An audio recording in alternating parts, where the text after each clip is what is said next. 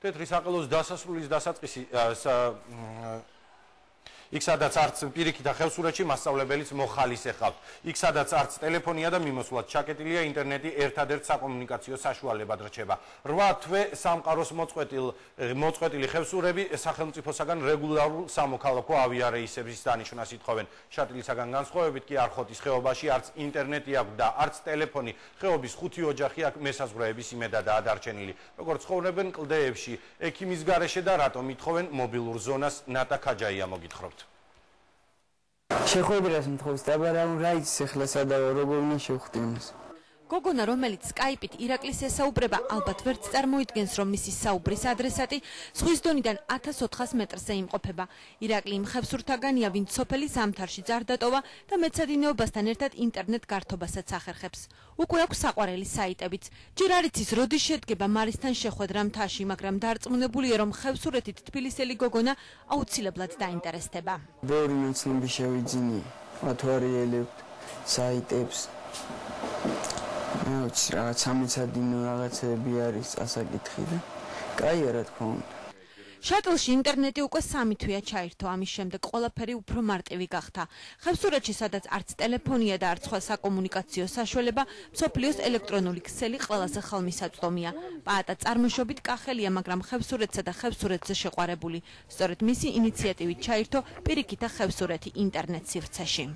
3 თვის გადასახადი არის გადახდილი, თვეში არის 155 евро, რომელიც ჯერჯერობით ვეძებთ. 1 თვე არის დარჩენილი და ამ 1 თვის მერე დავიშოვოთ სპონსორი. ფუფულებისაგანი აღარ არის აქ ინტერნეტი, უკვე აუცილებელი. ზამთარი ერთმანეთისგან არაფრთან არ განსხვავდება, ჩვეულებრივ ზამთარი იყო, მაგრამ ერთი დადებითი რაც ჰქონდა თქვა შატილში, თვითონ უშუალოდ სოფელში, ეს იყო რომ ინტერნეტი დაიდგა და ჰქონდა კავშირი ქალაქთან, მეგობრებთან და ნათესავებთან საქმეზეც და მოკითხვის ხაზითაც. შატლში ახლა 15 ოჯახი ცხოვრობს. ეს ერთადერთი ადგილია საქართველოში, რომელიც 8 თვეა გარე სამყაროს მოწყვეტილი. ბუნებრივი ბლოკადის დროს ხევსურების იმედი მხოლოდ ვეტმფრენია, რომელიც ოფიციალურად თვეში ერთხელ უნდა დაფრინავდეს.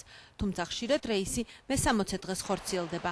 ადგილობრივების სახელმწიფოსგან მობილური კავშირგაბმულობის ამოქმედებას და ავიარეისების ინტენსივობის გაზრდას ითხოვენ.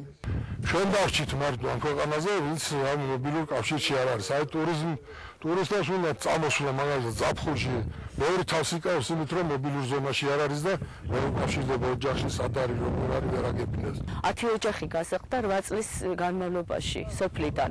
ამ მიზეზით რომ არ შეგვიძლია ფრენები არ არის, ვერ მივდივართ და ვერ მოვდივართ, ავადმყოფია ვერ მიყვავს. შატილისგან განსხვავებით არხოტის ხეობაში არც ინტერნეტი აქვს და არც ტელეფონი. ხეობის 5 ოჯახი მესაზღვრეების იმედადაა დარჩენილი, რომელთა საგუშაგოც ხეობიდან რამდენიმე კილომეტრშია. ამიტომ არხოტინელებს მესაზღვრეებამდე ფეხით მისვლა უწევთ. მოწყვეტილები ვართ. ჯარი რო არ იყოს, ჯარი გვეხმარება, ჯარი გვშველის ჩვენ. იქნე რომ დაგჭირდეს უნდა გაუძლოს თუ ამინდერე, თუ არა რაიონის გამოვიძახებ. თაში გაზაფხული უკვე დადგა, თუმცა ამის მიუხედავად ხევსურეთში გადასასვლელი ერთადერთი უღელტეხილი მაისამდე ვერ გაიხსნება.